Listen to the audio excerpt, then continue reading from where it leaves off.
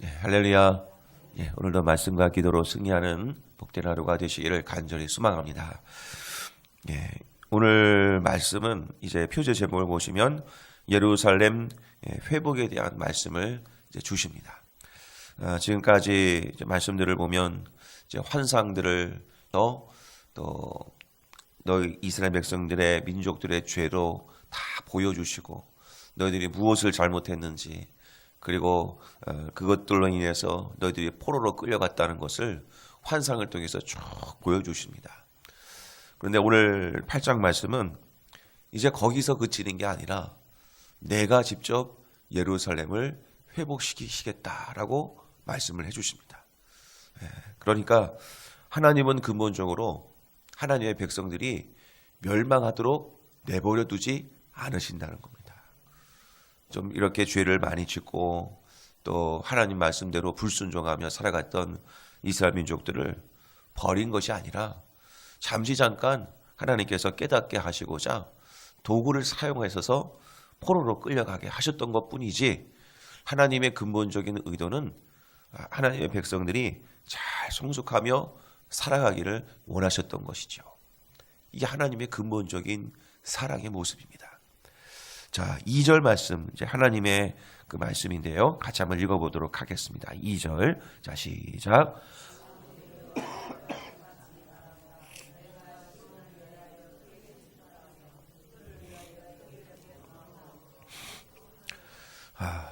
두 번 반복된 단어가 나오죠. 무엇입니까?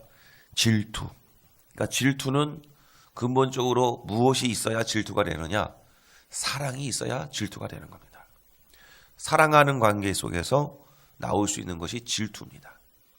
그러니까 하나님께서는 근본적으로 이스라엘 백성들을 사랑하신다는 겁니다.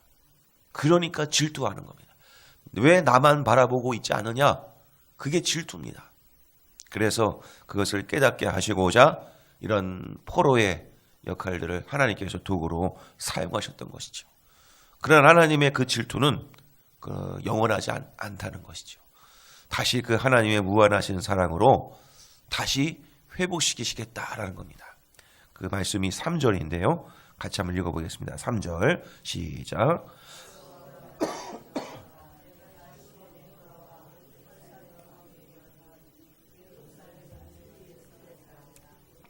만군의 여호와의 산은 성산이라 일컫게 되리라. 그러니까 하나님께서 어떻게 회복하실지 3절에서 말씀하시죠. 내가 시온으로 다시 돌아올 것이다. 시온이라는 것은 무엇입니까? 말씀이 있는 곳, 예루살렘 성전이 있는 곳, 그 시온, 바로 그곳에 내가 다시 돌아오겠다. 그리고 그 예루살렘은 진리의 성읍이라 다시 일컬음을 받겠고 만군의 여호와의 산은 성산이라 일컫게 되리라. 결국 하나님께서는 이스라엘 백성들을 떠나셨다가 다시 예루살렘으로 돌아오시겠다는 약속의 말씀을 하시고 계십니다. 바로 회복의 말씀을 주신다는 거죠. 성도님 여러분, 우리가 이것을 통해서 우리가 알 수 있는 것은 무엇이냐? 회복도 하나님이 시키신다는 겁니다. 내가 내 의지로 회복해 봐야겠다. 그렇게 해서 회복되는 게 아니라 하나님이 회복시키신다는 겁니다. 그러면 이 나라 이 민족의 회복은 누가 하게 하실까요? 하나님이 하시는 겁니다. 누가 어떤 구호를 내세우고 누가 어떤 기치를 내세우고 누가 어떤 운동을 한다고 해서 이 나라 이 민족이 새롭게 갱생되는 게 아닙니다. 그것도 누가 허락하셔야 되느냐? 하나님이 허락하셔야 된다는 겁니다. 이 모든 것들은 우리가 믿음의 눈을 들어서 보면 하나님의 은혜가 없이는 다 될 것이 아무것도 없습니다. 우리가 하는 것 같지만 다 하나님이 하게 하시는 겁니다. 이스라엘 백성들이 바벨론의 포로에서 70년 동안 있다가 돌아오게 한 것은 고레스가 칙령을 내려서 이렇게 오게 된 것이지만 그 고레스의 마음을 움직이게 하신 분은 누구냐? 하나님이십니다. 하나님께서 다 하신 것이다. 다시 회복시키시기 위해서 하나님이 하신 것이다. 자, 그 의지를 보여주시는 것이 7절과 8절입니다. 같이 한번 읽어보겠습니다. 7절 8절 시작. 만군의 여호와가 이같이 말하노라. 보라, 내가 내 백성을 해가 뜨는 땅과 해가 지는 땅에서부터 구원하여 내고 인도하여다가 예루살렘 가운데 거주하게 하리니 그들은 내 백성이 되고 나는 진리와 공의로 그들의 하나님이 되리라. 아멘. 그러니까 이 말씀들을 쭉 보십시오. 내가 내 백성을 구원하여 낼 것이다. 그리고 인도하여다가 예루살렘 가운데 거주하게 하겠다. 그래서 내 백성이 되겠다. 결국에는 하나님께서 이스라엘 민족들을 바벨론으로 보내신 것도 하나님이시오. 그리고 다시 예루살렘으로 오게 하신 이도 하나님이시오. 그러나 역사의 객관적인 역사는 이렇게 기록되질 것이죠. 북이스라엘은 아수르에 의해서 멸망했다. 남유다는 바벨론에 의해서 멸망하고 남유다 백성들이 바벨론의 포로로 끌려갔다. 그리고 그러다가 70년이 지난 뒤에 바벨론도 무너지고 페르시아의 고레스 왕의 칙령에 의하여 포로 정책에 의하여 그들은 다시 팔레스틴 땅으로 다시 돌아왔다. 그리고 지금에 흘러서 미국의 트럼프 대통령이 이스라엘의 수도를 예루살렘으로 인정한다라는 발언을 했죠. 그렇게 해서 하나님의 땅을 공식적으로 미국이 인정을 하는 겁니다. 그건 누가 하는 것일까요? 하나님이 하시는 겁니다. 이것을 우리가 믿음의 눈으로 보셔야 되는 겁니다. 누가 객관적인 역사로 쓴 그 사람이 하는 게 아니라 이 모든 것을 주관하시는 분은 하나님이 하신다는 겁니다. 우리가 이것을 알아야 됩니다. 그러므로 내가 오늘 이 자리에 새벽기도에 나온 것은 내가 눈을 뜨고 내가 옷을 입고 내가 오늘 이렇게 주님 전으로 걸어서 나온 것이 아니라는 겁니다. 오늘 이렇게 나온 것도 하나님의 은혜라는 겁니다. 그러니까 내가 오늘 이 자리에 앉아 있는 것만으로도 감사하시길 바랍니다. 나에게 은혜를 주신 거다. 은혜를 주신 거다. 그러므로 우리가 해야 될 것이 있다. 그것은 9절에서 나와 있습니다. 9절 같이 한번 읽어보겠습니다. 시작. 만군의 여호와의 집 곧 성전을 건축하려고 그 지대를 쌓던 날에 있었던 선지자들의 입의 말을 이날에 듣는 너희는 손을 견고히 할지어다. 아멘. 스가랴는 무엇이었습니까? 학개라는 선지자가 성전을 건축하자 해서 성전을 좀 건축을 하다가 이제 사마리아 사람들의 방해에 의해서 이제 성전 공사를 내려놨죠. 그냥 어렵게 포로에서 돌아왔는데 우리 집도 살 집도 제대로 마련하지 않고 그냥 성전부터 건축하려고 했는데 어려운 일들이 막 터지는 겁니다. 내가 꼭 이렇게 어렵게 성전부터 지을 필요가 뭐 있겠는가? 내가 당장 먹고 살 것도 없는데. 그래서 우리 집부터 좀 짓고 성전은 나중에 짓자. 지금 뭐 이렇게 어렵게 지금 건축할 필요가 뭐 있겠느냐? 이제 포기하자. 우리 집부터 잘 짓자. 그렇게 해서 성전 공사가 15년 동안 쉬게 됩니다. 이제 스가랴 선지자를 통해서 하나님이 말씀하시죠. 너희들이 성전을 건축하려고 그 지대를 쌓던 날에 있었던 선지자들의 입의 말을 이날에 듣는 너희는 다시 손을 견고히 해라. 그 얘기인즉슨 무엇입니까? 다시 성을 쌓아라 이겁니다. 손을 견고히 할지어다가 나와 있지만 또 오늘 본문의 13절 끝부분에도 두려워하지 말고 손을 견고히 다시 해라 이렇게 권면을 해 주십니다. 그러니까 성전 짓는 일은 하나님께서 원하시는 일이다. 그러니까 너희들 그거 염려하지 말고 일단 지어라 이겁니다. 그건 내가 원하는 일이다. 자, 그래서 성전 준공을 다시 시작하라는 메시지를 이제 구체적으로 스가랴 선지자를 통해서 다시 주시는 겁니다. 회복의 메시지는 성전부터 다시 시작을 해라. 성전에서부터 너희들이 그 신앙을 시작을 해야 모든 것이 다 제대로 자리를 잡게 될 것이다. 이스라엘 민족 너희들이 무너진 이유가 무엇이냐? 성전의 기능을 무너뜨렸기 때문에 너희들이 다 포로로 끌려간 것 아니겠느냐? 너희들이 못 살아서 끌려갔느냐? 아니다. 경제적으로 풍성했었다. 그러나 너희들이 멸망한 이유는 성전이 바로 서 있지 못해서. 하나님 앞에 예배가 바로 서 있지 못하니까 이런 일이 벌어진 거 아니겠느냐? 그러나 너희들이 집을 잘 짓는다고 해서 너희들이 잘 사는 게 아니다. 하나님이 허락해 주셔야 잘 사는 거다. 그러므로 성전부터 다시 손을 견고히 해서 져라. 그것이 너희들이 해야 될 일이다. 그래서 손을 견고히 할지어다. 이것은 뭐 여러 가지로 해석을 할 수 있겠죠. 봉사의 손, 헌신의 손, 또 기도의 손, 이런 것들을 견고히 해라. 그러면 나머지는 하나님께서 다 책임져 줄게. 그렇게 말씀을 하시는 겁니다. 자, 왜냐? 10절 말씀을 보면 만일 그렇게 하지 않으면 이렇게 된다는 겁니다. 이날 전에는 사람도 삭슬 얻지 못하였고 짐승도 삭슬 받지 못하였다. 이 삭이라는 얘기는 돈이라는 얘기죠. 재물. 사람들이 열심히 노동을 했지만 그런 노동에 대한 대가를 받지 못했다. 하다못해 짐승들도 그들이 일한 만큼 먹지를 못하게 다 하나님께서 막으셨다는 겁니다. 왜 그랬느냐? 사람이 원수로 말미암아 평안히 출입하지 못하였으나 내가 모든 사람을 서로 풀어주게 하였느니라. 내가 너희 민족들을 제대로 얻지 못하도록 주변에 있는 사람들을 다 풀어가지고 그 사람들이 너희들에게 제대로 얻지 못하도록 다 너희들을 쳤다 이겁니다. 그래서 너희들이 일한 만큼 삭슬을 얻지 못하도록 막았다 이겁니다. 이것은 무슨 뜻입니까? 하나님이 막으시면 우리의 경제권도 다 사라진다는 겁니다. 하나님이 경제권도 딱 막으실 수 있다는 겁니다. 내 앞에 바로 서 있지 못하면 내가 그런 사람들을 다 풀어놓아서 너희들이 제대로 활동하지 못하도록 경제권도 다 막아버리겠다. 삭슬 못 받도록 만들겠다. 너희 집에 기르는 그런 짐승들조차도 먹을 것이 없도록 막아버리겠다. 이게 무슨 뜻입니까? 하나님 앞에 바로 서 있지 못하면 경제권도 하나님이 무너뜨리겠다는 겁니다. 반대로 거꾸로 생각하면 무슨 뜻입니까? 하나님이 세워주시면 경제권도 하나님께서 해결해 주시겠다. 약속입니다.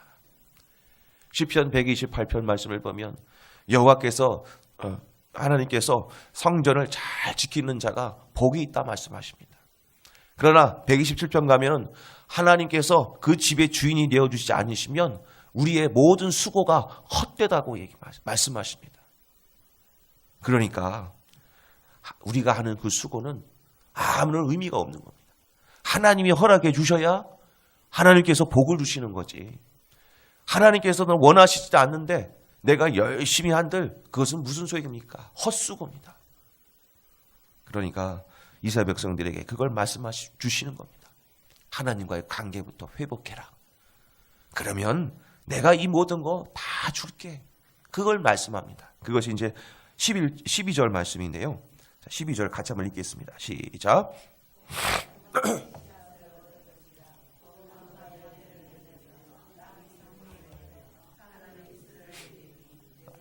이 남은 백성으로 누리게 하리라. 아멘. 평강의 씨앗을 너희들이 얻을 것이다. 얼마나 축복의 말씀을 주십니까? 너희들에게 그런 많은 것들을 어렵게 했지만 내가 너희들에게 평강의 씨앗을 줄 것인데 그 씨앗은 너희들만 그 복을 얻을 것이 아니라 모든 자연 만물들이 다 회복될 것이다. 포도나무에서 열매가 맺힐 것이다. 땅에서 산물을 낼 것이다. 저 하늘에서는 이슬이 내려서 이 땅에 촉촉하게 적셔서 많은 식물들과 동물들이 그것을 먹고 살아나게 될 것이다. 이게즉슨 무엇입니까? 하나님 앞에 바로 서 있으면 자연 만물도 땅도 복을 받게 됨을 믿으시기를 바랍니다. 결론은 딱 한 가지입니다. 하나님 앞에 바로 서 있지 못하면 우리도 복을 받지 못하고 땅도 저주를 받습니다. 그러나 하나님 앞에 우리가 바로 서 있으면 우리도 복을 받고 우리들이 사는 그 땅도 함께 복을 받는다는 사실입니다. 사랑하는 여러분, 그러므로 우리 눈앞에 펼쳐지는 복과 저주는 우리 눈앞에 펼쳐지는 것들 때문에 오는 것이 아니라 하나님께서 주신다는 것 기억하시고 오늘도 우리 가정의 평안을 원하십니까? 우리 가정의 우리들의 풍성함을 원하십니까? 그러면 먼저 하나님께 무릎 꿇으십시오. 하나님과의 관계의 회복에 더 집중하십시오. 그래야 하나님이 해결해 주시는 겁니다. 이제 저희들이 이제 교육 전도사님을 모시는 과정 가운데 이제 10월 달부터 이제 모시기로 쭉 계획을 했습니다. 근데 하나님께서 제가 기도를 할 때 12월 중순까지는 제가 기다릴 수 있는 마음을 좀 달라고 기도를 좀 했습니다. 그래서 중순까지 기다리다가 않으시면 하나님께서 예비하신 다른 길이 있겠다 생각을 하고 그 길을 제가 준비하겠습니다. 이제 기도를 이제 했죠. 그래서 지난주일은 이제 제식회 때 이런 식으로 하겠습니다라고 말씀을 드렸고 했는데 중간에 연락이 왔습니다. 이력서가 들어왔다. 이력서가 들어왔습니다. 그래서 또 기도를 했습니다. 하나님, 만일 하나님께서 세우신 종이라면 면접을 볼 때 제 마음을 시원케 해주시고 만일 원하지 않으시면 제 마음을 답답하게 해주십시오. 그렇게 기도하고 어제 면접을 봤습니다. 봤는데 마음을 좀 흡족하게 마음을 주셔서 일단 하나님 앞에 먼저 회개를 했습니다. 끝까지 기다리지 못했던 죄 하나님께 다시 한번 회개하고 그래도 아직까지도 그런 마음이 좀 있지만 그래도 하나님께서 보이신 줄 알고 또 이렇게 열심히 같이 사역을 한번 해보고 싶습니다. 이제 기도를 이렇게 드렸죠. 결국에는 모든 것들이 내가 하나님께로 집중하지 않으면 이런 것 하나하나도 어렵다는 겁니다. 저는 이제 이런 것들을 경험하면서 하나님께서 일하시도록 하나님과의 관계에 집중하는 훈련을 하나하나 이렇게 하지 않으면 어렵다는 겁니다. 물론 인간적인 노력으로 할 수 있죠. 예를 들어서 뭐 서로 연락을 해서 붙일 수도 있습니다. 내가 할 수도 있습니다. 근데 저는 그렇게 하고 싶지 않은 겁니다. 그냥 방치하는 것처럼 보이지만 얼마나 기도를 했는지 모릅니다. 하나님께서 보내주십시오. 하나님께서 보내주십시오. 그렇게 해서 저는 그런 것들을 경험하고 싶은 겁니다. 그래서 우리 성도님 여러분들도 내 앞에 펼쳐진 삶의 문제가 있으십니까? 얼마든지 내가 해결할 수 있는 것들도 있습니다. 그러나 그럴지라도 하나님 앞에 기도를 한번 해보시죠. 그러면 하나님께서 어떻게 역사하실지 더 큰 기대도 있는 것이고 때로는 원치 않게 하나님께서 놀라운 은혜도 베풀어 주시는 겁니다. 그래서 내 앞에 펼쳐질 문제를 당연히 내가 해결할 수 있는 것이지만 그래도 하나님께 맡기는 훈련, 하나님과의 관계 회복에 더 집중하는 훈련을 그것 작은 것 하나하나에 해본다면 큰 문제도 하나님 앞에 무릎 꿇을 수 있는 겁니다. 그래서 왜냐하면 이런 회복의 하나님이 계시기 때문에 그래서 우리는 그것을 믿고 하나님과의 관계에 집중할 수 있는 겁니다. 내가 하는 게 없거든요. 이것도 다 하나님이 하시는 일인데 내 삶의 문제, 경제권의 문제, 자녀들의 문제까지도 누가 다스리시냐? 하나님이 다스리신다는 겁니다. 그러면 내가 그걸 인정하고 당장 그 문제도 하나님이 해결해 주실 것도 믿고 하나님의 관계에 집중한다면 하나님께서 얼마나 기뻐하실까? 그것만으로도 감사한 거죠. 우리 자녀들한테 혼을 내면 자녀들은 여러 가지 반응을 보입니다. 훌쩍훌쩍 울면서도 끝까지 아빠나 엄마한테 오지 않습니다. 너 그렇게 하면 안 돼. 이렇게 혼을 내도 끝까지 이제 아빠한테 와라. 이제 서로 안고 포옹하면서 하자.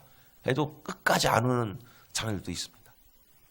근데 결국에는 이런저런 설득을 해가지고 그렇게 하자. 이렇게 하면은 훌쩍훌쩍거리면서 그래도 아빠한테 탁 달라붙고 엉엉 울죠.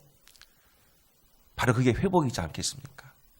그냥 끝까지 고집 피우면서 나 그래도 아빠 인정하지 않을 거야. 아빠 계속 미워할 거야. 그러면은 아빠의 마음은 그래도 사랑하는데 마음이 얼마나 아프겠습니까? 그래 한번 너 그럼 할 때는 한번 해봐. 그렇게 되는 거죠. 그런데도 좀 내 자존심 다 내려놓고 그래 그래도 아빠니까 푹 안기는 거죠. 그러면 아빠는 마음이 탁 녹아져 내리는 거죠. 우는 아이의 모습이 얼마나 애처롭겠습니까? 이렇게 안고서 다시 회복하는 겁니다. 우리 사랑하는 성도님 여러분, 내가 하나님 앞에 큰 죄를 지었어도요, 하나님 바라보면 용서해 주십니다.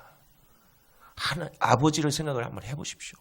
육신의 부모님에게도 그런 일들이 있는데 하다못해 전지전능하신 하나님 아버지께서 우리가 그것 때문에 하나님을 바라보지 않는다면 우리 손해입니다. 우리 손해. 그래서 어떠한 모습이든 그 모습 그대로 하나님께 올려드리십시오. 저 이런 사람이다 하나님. 이런 죄인입니다 하나님. 그러나 이런 죄인임에도 불구하고 하나님은 저를 사랑해 주실 줄 저는 믿습니다. 이 죄인을 받아주시옵소서. 그냥 가는 겁니다. 우리 사랑하는 성도 여러분, 오늘 하루도 이런 관계를 회복시켜 주시고 충만한 것을 주실 줄 믿으시면서 오늘도 하나님과의 관계 회복에 더 집중하시는 복된 하루가 되시기를 간절히 소망합니다. 전이자